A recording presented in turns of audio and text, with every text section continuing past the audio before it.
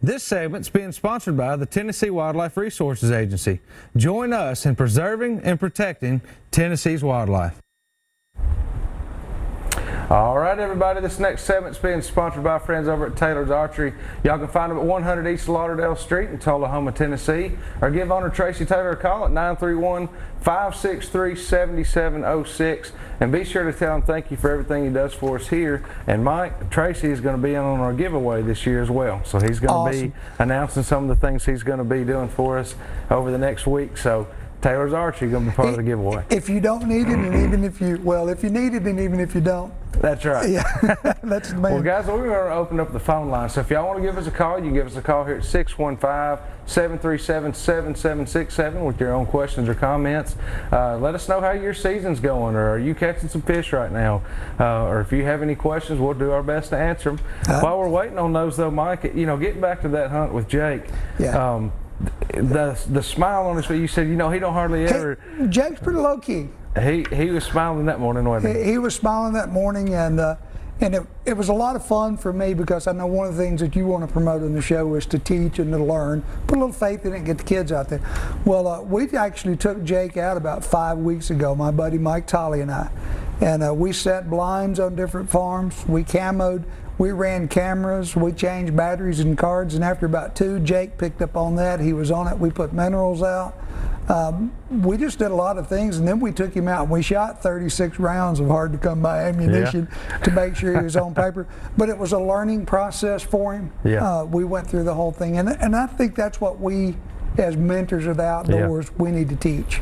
It is. I mean, it's not just going out and sitting down and taking a shot. I mean, that's great, but like you just hit on, we need to be teaching more of the basic and the fundamental type things. And it's not just the kids. I'm going to tell you right now, the state is full, the nation, however you want to look at it, is full of adults that are wanting to get in and learn more about, you know, hunting and fishing. That's both. Right. And this is, you know, we want to be able to step in there and help them. We have to get to the fundamentals.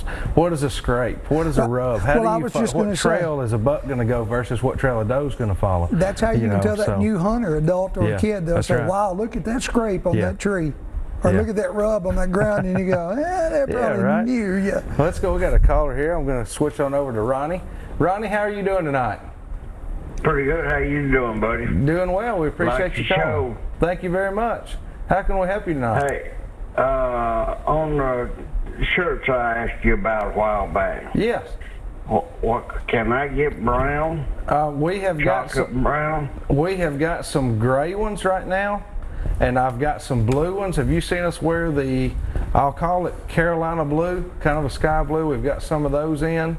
I've got the gray and white, and then I've got the gray with the colored back on them. We actually have been going through all of that about the last 2 weeks, trying to inventory all the shirts we have, and we do have some, and we're going to have those available both at our offices there in Lebanon and also online here very shortly. So, but we do have some available. We're going through the hoodies right now too. I'm wearing one tonight, but a lot of people have asked about the hoodies, and we're going to have some of those ready too. I've got the green hoodie. I love it. Yeah. So if you will, just I've got your contact information. Let me reach out to you, and we'll figure out a way for you to just come by the office in Lebanon. Okay. All right. Appreciate it. Thank you very much. Thank you. Have a great night. All right. Let's see here. Who's on 2? Joe, how are you doing tonight? We're doing good. How about y'all? Doing great. We appreciate you calling. How can we help you tonight? Well, I work for a company out of Portland. I do a lot of time traveling and everything.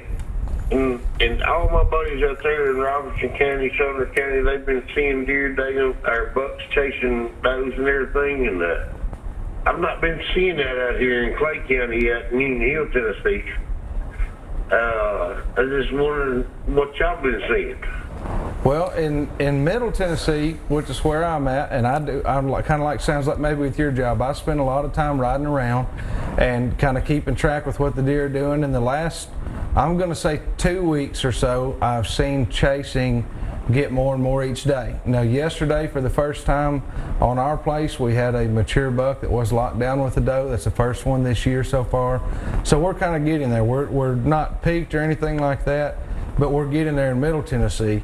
Mike has seen kind of a lot the same in West Tennessee, but they're a little behind where we're at right now as well. And so it sounds like maybe more eastern it can be as well.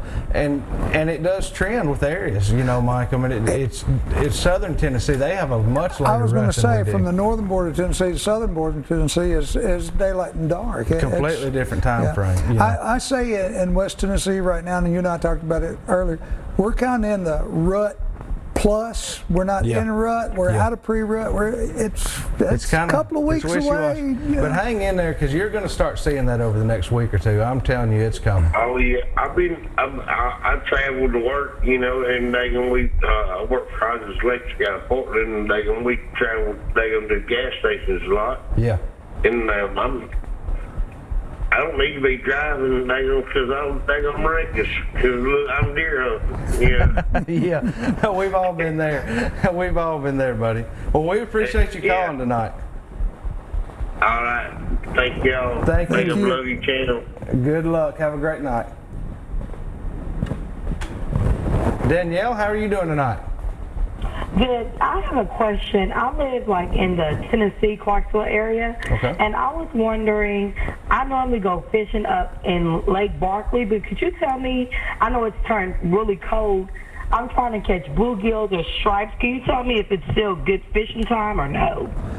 Actually, you're kind of getting back into some really good fishing time again right now. You should start seeing those fish getting in a little bit tighter to cover a little bit closer to the bank than what you were seeing them before. But yeah, it's still a great time to be out there. If I were bluegill fishing somewhere around the banks of Barkley, I would probably still be using a cricket right now. Yeah. Maybe a mealworm if I was going to use live bait, or a very small little jig. Yeah, you know. cut to the creek and work your way up. You're going to find them because they're coming in a little bit. I just wanted to know, because I don't know when was a good month to maybe stop fishing. I don't want to drive out there and get stuck. Well, wait, never is a good month to stop fishing. They have to eat year round. That's the biggest thing to remember, is that even though it's cold to you, they have to eat. Now their patterns will change, but they'll be out there. So if you get a nice day to enjoy getting out and going fishing, I suggest going. I think we might have lost Daniel. Yeah, don't ever stop fishing. All right, guys, let's go over and do this week's Shooting Straight segment with Pastor Tim.